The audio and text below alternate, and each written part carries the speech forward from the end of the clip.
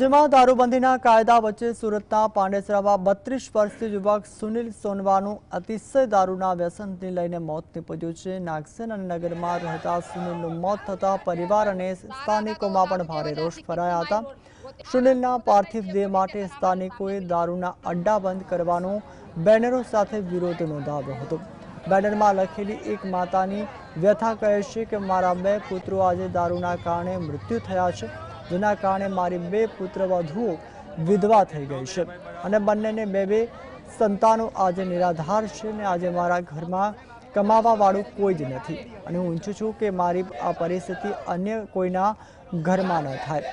આ વિસ્તારમાં દારૂનું વેચાણ તાત્કાલિક બંધ થાય તેવી સ્થાનિકોએ પણ માંગ કરી છે। तो दारू की वजह से कितनी माई रोते और हमको उधर नहीं चाहिए, पुलिस स्टेशन हमारे सामने गली में चाहिए। दारू की समस्या है, दूसरी कुछ नहीं है। इसके वजह से मेरा आदमी भी चला गया है। क्या हुआ है आज और किस तरह की परिस्थिति आपकी? दारू की वजह से सभी खलास हो गया। लड़का मरा है, उसका नाम सुनील रमेश सोनू ने। वो मेरा बड़ा वाला लड़का था। वो आज 25,500 का महीना कमाता था। वो दारू का व्यसन लगा दिया। वो दारू पी पी के उसकी किडनी सड़ गई। मैं सब रिपोर्ट का फोटो बनाऊंगी, सब मोहल्ला में लगाऊंगी। आज मैं रो रही, ऐसी कोई माँ रोना भी नहीं चाहिए। किसी बहन का भाई जाता है, किसी माँ का लड़का जाता है, किसी बाप का बेटा जाता है।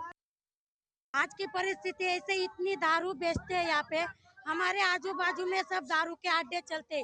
देखो अभी इसकी लखन भाई की क्या उम्र है, फिर भी माँ बाप को छोड़ के चला गया, क्या चीज से?